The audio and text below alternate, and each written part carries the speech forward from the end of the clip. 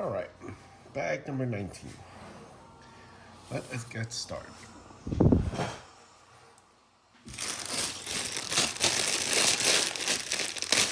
So, if you're a fan of Florida at all, you would know that they are on a 5-game losing streak. And they have lost 6 of the last 7 games. So, less than ideal. And I believe they're actually, as of this recording, out of a playoff spot.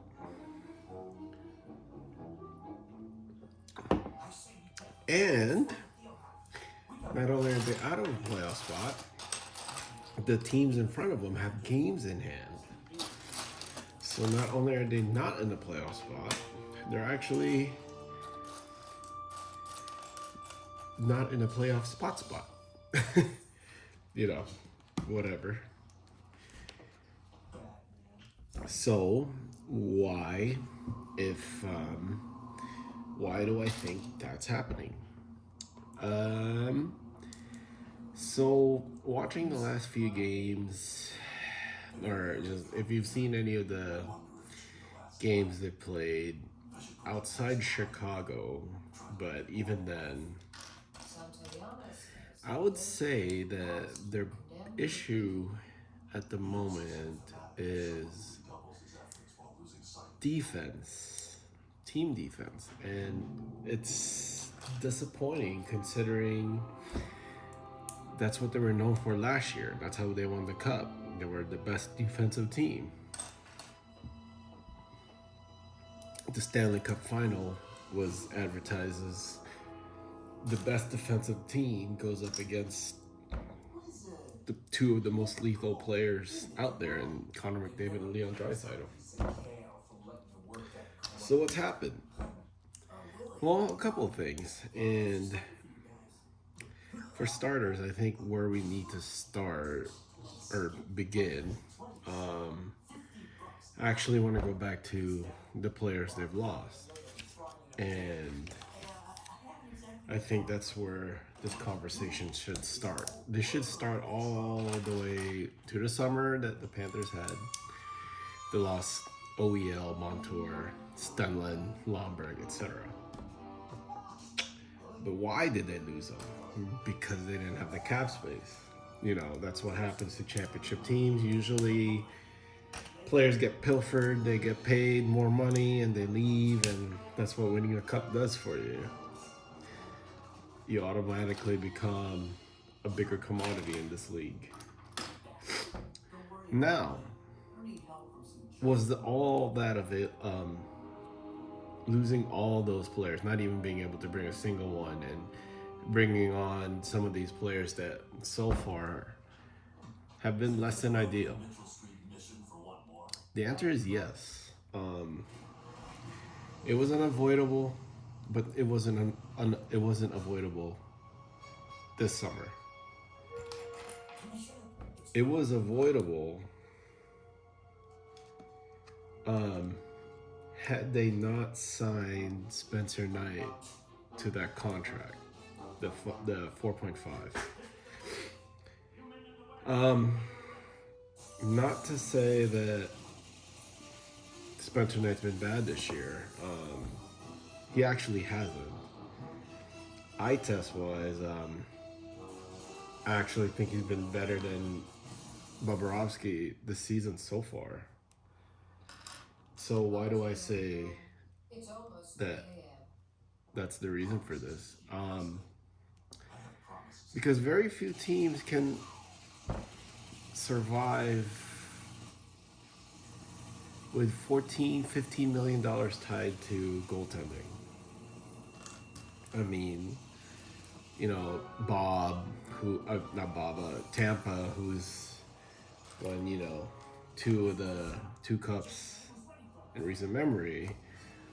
It's Vasilevsky at 9, and then the backup at like 8. So they're around 10 million. Vegas won. I think they had like 5 tied up. Even then, because that was before the extension that the goalie got. I forget his name. Colorado won with not Georgiev, with Kemper, and he wasn't getting paid that much either. Anyway, the point I'm trying to make is part of the reason we lost so many players is because we had so much money tied up in goaltending.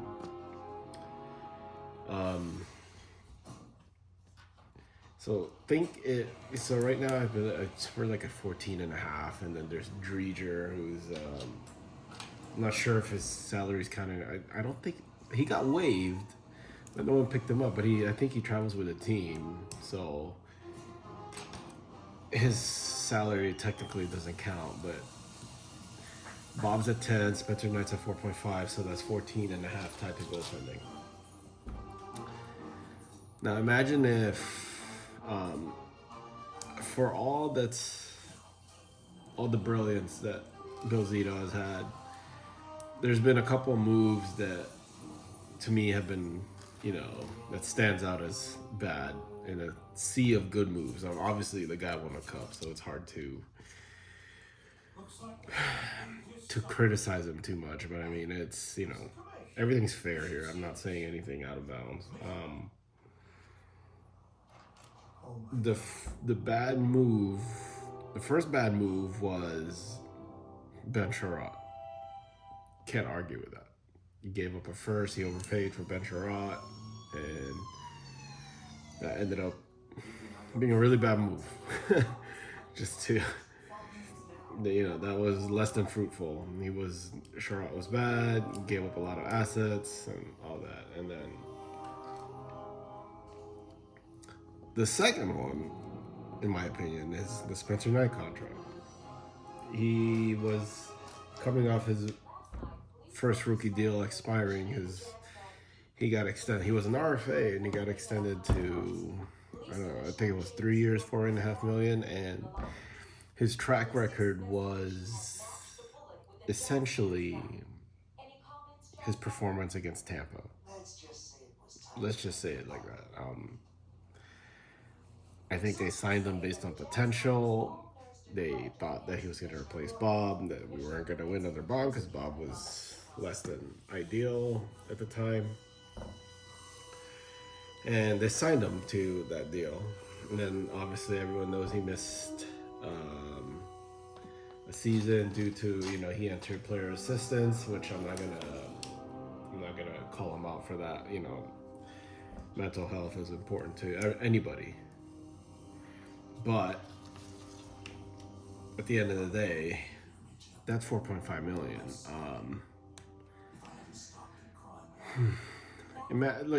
I think coming off a rookie deal, he should have been maybe paid like $1.5 million a year. So that would have freed up about $3 million and change. And the point I'm trying to make is that $3 million that they had available could have been put towards one of the players they lost, or maybe even multiple players that they lost. I mean, think about it. Remove Boquist and Nosek, both Boquist and Nosek and Greer. That's $4 million between all of them. So plus the 3.5, that could have been $7.5 million. I think more that they could have used towards free agency this past summer. So 7.5, what could that have brought? It could have allowed them to keep a combination of OEL, Stenlund, and Lomberg, or just keep Montour flat out. So why is that a factor? I think the Panthers' blue line is lacking that offensive flair. So right now they're during this losing streak. Not only has the coverage been kind of bad offensively or defensively, but then it's not offset by offensive production from the blue line. Today against Washington, Mikola scored. Cool, great. He's not the guy you expect to score.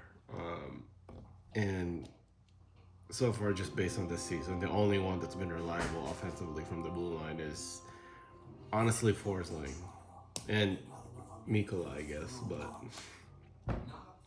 if you're relying on Mikola for offense, you're in trouble. So if Knight didn't have that contract, maybe they could have kept OEL. They could have given him a contract that Toronto gave him, and he probably would have stayed. So going based on that, I think a lot of Florida's issues on the blue line.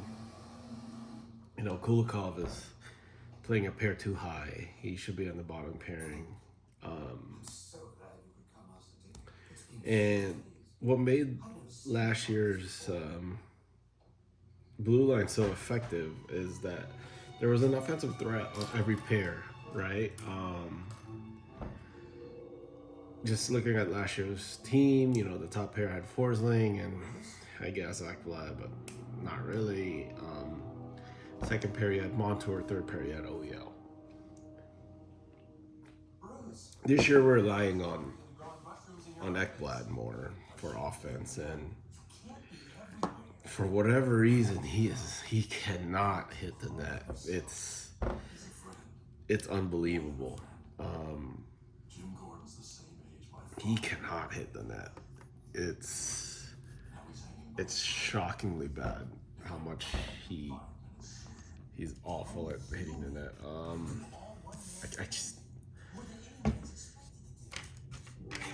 It's either high, it's either wide. He skates to the side to try to create a lane, and he can't because he skates too slow. It's really bad right now. And I made this point that I feel like, why not? Boquist was heralded as that offensive defenseman. The problem is, I don't think he's being given a chance to really flourish. When Montour first arrived, or not, when Montour, first year Montour, under Paul Maurice, he was given Mark Stahl.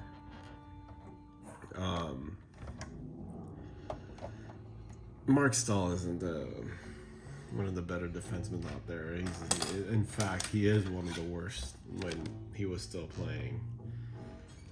But to his credit and to Paul Maurice's credit, what they did for Montour was essentially give him a babysitter. I hate to call it that, but someone that can, let's see, someone that can stay home and essentially let Montour roam free, right?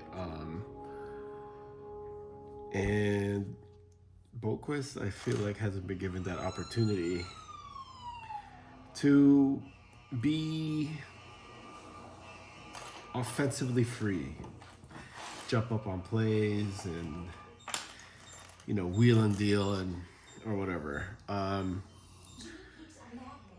Give him a chance and see if maybe that unlocks the offense of Florida a bit.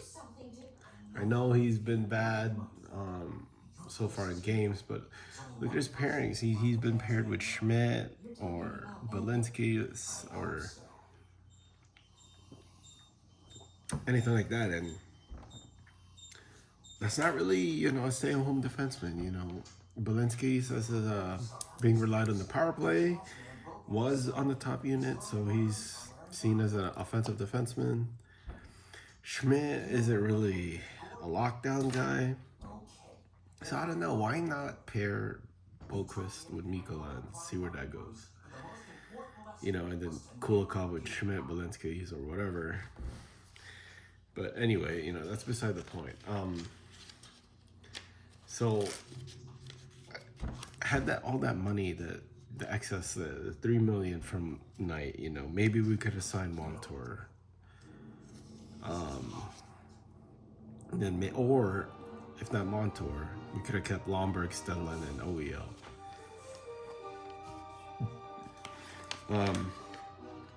Both ways you could really debate which the bigger loss. You know, Montour is self-explanatory.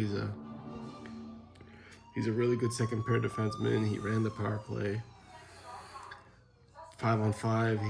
He skated well. He created offense from the blue line.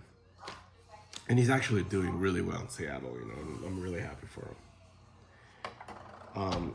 On the other side, you know, now imagine if this roster we currently have, you have OEL on the third pair with Kulikov, like how it used to be.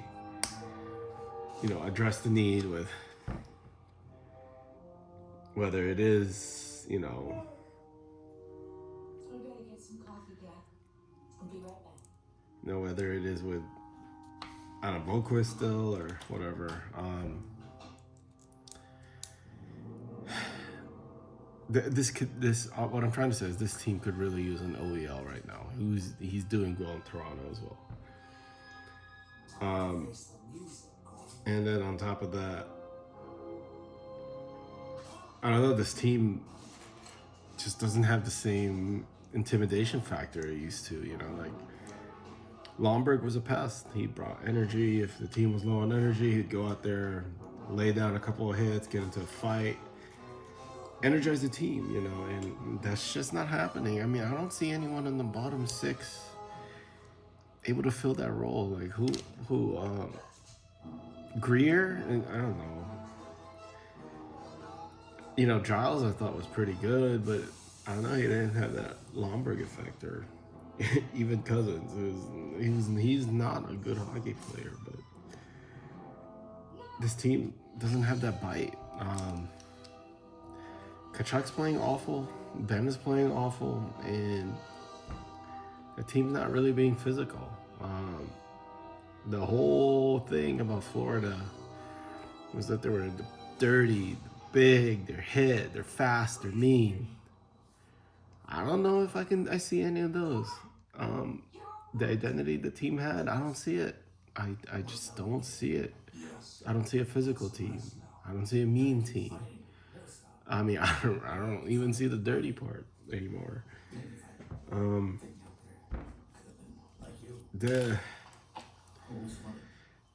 You know, like now, you know, like last year, think of the bottom six we had. Even, you know, it was Cousins, Stenlin, Lomberg, Gadjovic, who's still on the team, but he's been pretty bad. And then we replaced those guys with Samuskevich, who's been pretty good offensively, but he just doesn't bring that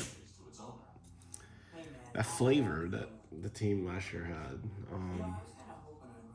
Which is fine, you know. Tarasenko came in at the trade deadline to be on the third line, and he doesn't bring, you know, that attitude that I'm talking about. But at least, you know, the fourth line still had Lorenz, Lomberg, you know, Pozo obviously for the playoff run, but before then it was Cousins and all that stuff. And then Stenlin, I think this team really misses Stenlin, and he's good in the draw. He plays good defensively. Nosek does not look good. And I remember Nosek from when we played Boston in the first round. He didn't really stand out. Boquist didn't stand out last year in the playoff series.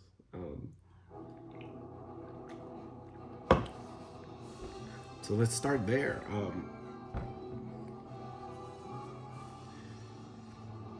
You know, the players we lost in free agency is really hurting this team right now. And again, it's not Spencer Knight's fault. You know, he's offered a contract. He's not gonna say no to it. You know, he would have, like any smart person would have accepted an offer that's been presented in front of him. That's not his fault.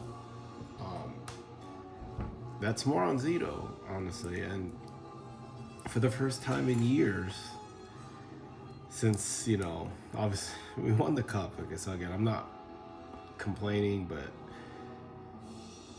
it's, you just gotta criticize. The team's not playing well, and it doesn't look like it's gelling well either. It's, I get that they went off to a good start. They won 7 in a row, and then what happened? Then the wheels fell off. And like in games, if they're playing and they don't have the energy or whatever, there's no one laying down that big hit on like Lomberg did, or Stenlund even hit. I don't know. It's tough. There's not much you can do. The players are gone, and I don't know. I feel like we didn't replace them adequately, right?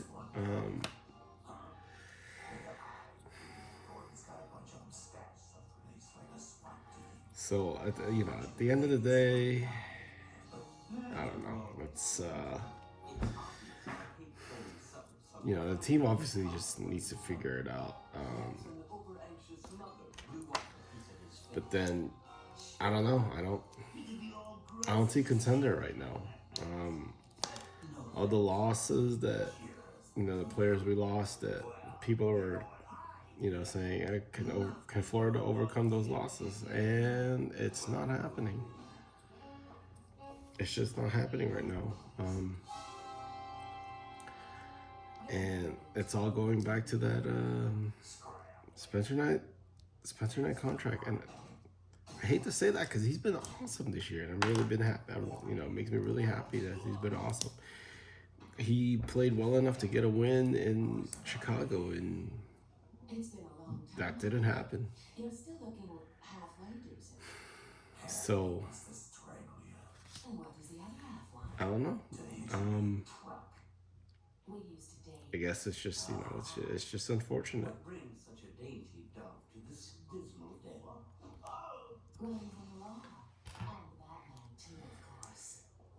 Let's see here.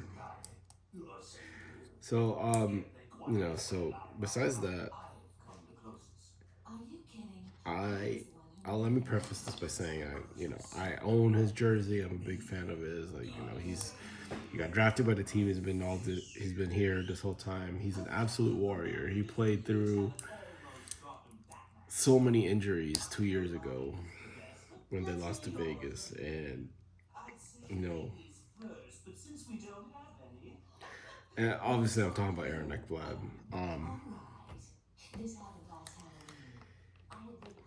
It's tough watching him right now. It's really tough.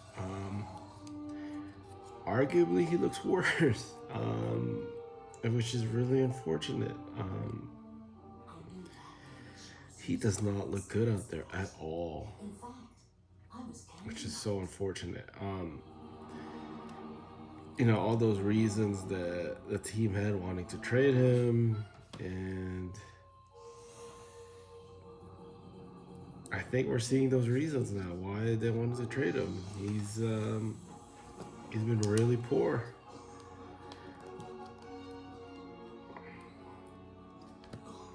And what can you do?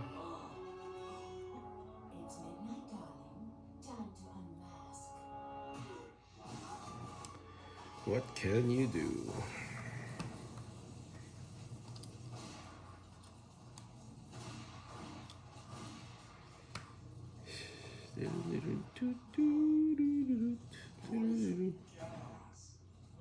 It's just the darndest thing. I have this natural immunity to Celebrate. the pain and suffering of others. Go figure. Wow.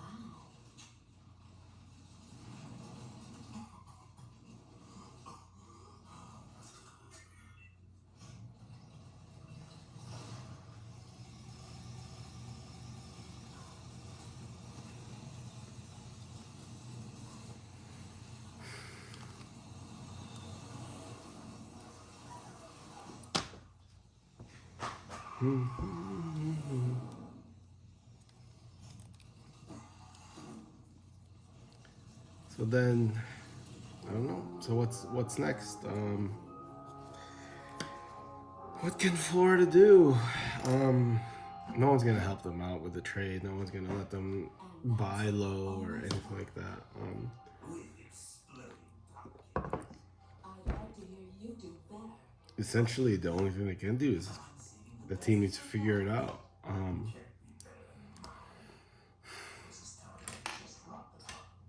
You know, I a lot of people are saying goaltending's to blame. Maybe Bob. Bob's been, you know, less than ideal this year. But having said that, the coverage has been bad. The forecheck has not been good, and that's just part of that being that mean team. And you just don't see it anymore. And you know, it's really unfortunate. It's a shame. It really is a shame. But I wouldn't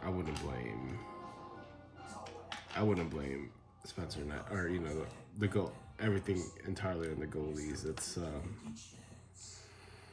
the team in front of him hasn't been good enough, and then offensively, where we start. I think it's time for Maurice to shuffle the deck a bit. I feel like right now the team we're running on a one line team, which is Rodriguez, Barkov, and Reinhardt. One line teams don't win in this league. You know, at times Edmonton was that. It's just they would stack up Hyman, Draisaitl, McDavid, and then the rest of the team would suffer for it. This team needs to, I think Paul needs to mix up the lines a little bit.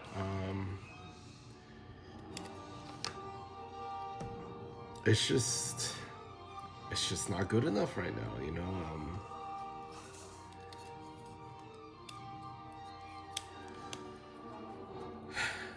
And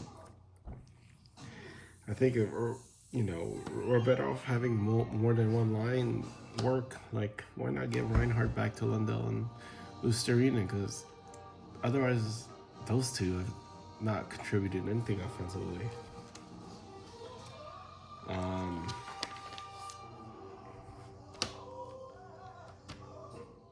And yeah, like I said in the deep pairs, maybe give Boquist a chance and run him with Mikola or something, someone that can babysit him. Give him a chance to flourish, because this team's struggling scoring right now. I don't even want to talk about the power play, just like 5-on-5. The team had 9 shots through two periods. They're relying on Ekblad, who can't even hit the net. It's been a struggle. Outside the top line, there's nothing really working on the team. It's really a shame. It's really a shame. So, well, am I worried that they won't make the playoffs? I mean, I don't know. You know, there's that saying, you know, if you're not in a playoff spot by U.S. Thanksgiving, you're not gonna make it. I get it. I'm pretty sure the team we had 2 years ago were not in a playoff spot, and then, you know, they proceeded to make it. So I will say at least this, you know, if they do make the playoffs, I had more fun than when they entered the playoffs as a wildcard team. Being the underdog, you know, ruled. The playoffs from 2 years ago, I think, had more signature moments than last year, even though, you know, they did win a cup. But yeah, I think, you know, we need to shuffle the lines. We need to find that Lomberg effect, I think. The team just doesn't have that characteristic anymore. Does anyone even think they're mean still? I mean, I don't know. I don't see people complaining that they're dirty or anything because there's nothing. There's just nothing. It's just a team trying to play offense and defense and not doing a very good job at it. So, it's up to Mo to find that extra gear or whatever. But at the same time, this a lot of what's happening right now is falls on Bill Zito and that Spencer Knight contract. I am glad that Spencer Knight is getting more starts because the team will have to make a decision on him when the season ends. Um, yeah. So I'm sure obviously they'll have to win the game. No one's gonna. But it's how you're losing is just as important as whether you are losing or not, or sometimes even more. And how they're losing, I just don't see the team, the reputation that the team had. It's just I don't see it, and I think that's contributing to the losses, and I don't know. I don't remember the last game where I said, "Man, Florida's being really physical and taking it to the other team." It's just that's just not happening. I don't remember the last time someone laid a big hit. Kachuk battles for the puck on the boards, ass first instead of like laying the body down. If he's defending himself, fair. He doesn't want another broken sternum, but that forecheck's not effective, and that D zone coverage is not effective, and goaltending at times has not been lights out.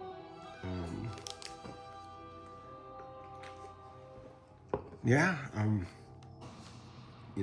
unless something changes, I don't know if it's a roster or line combination to infuse that energy.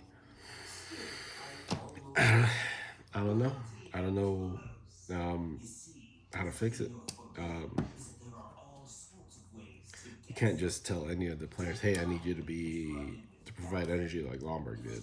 That's not happening. You're not gonna ask players to play out of character, and no sectors doesn't bring that. I don't know. He had a good first game in Finland, and then after that, Jesper's been there, all right. I guess he's had moments. Adam, like I said, hasn't been given a chance to try to prove that he can be more. But yeah, pretty much that's it. I'm not gonna complain about the special teams. That's the special teams are the special teams. But at the same time, like Kachuk's been awful. Verhaeghe's been having a really tough start to the season.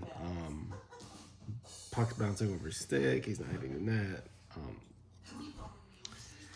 Bennett, after riding the hot streak to start the season, hasn't been that good anymore. It's a lot to unpack here, but I really do think Spencer Knight contract's hurting this team right now. And you're gonna tell me, oh, they won the cup last year with Spencer Knight, getting paid what he is.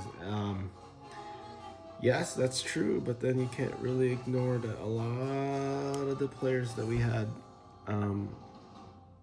were on darling contracts. Verhaeghe was getting paid a low amount. Montour was getting paid a low amount. OEL just got bought out, so he's signed on for a low amount.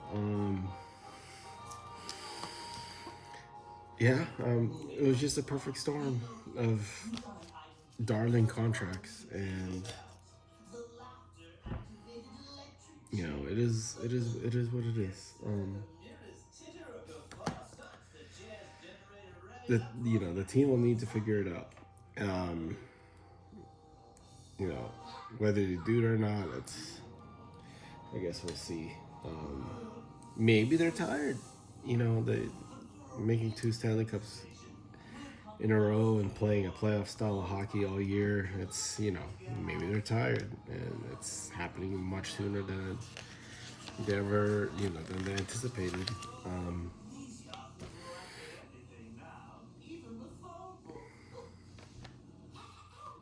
Yeah.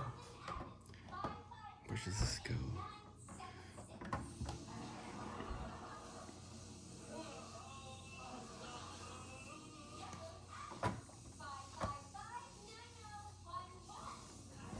Gotham Opera House. Really cool.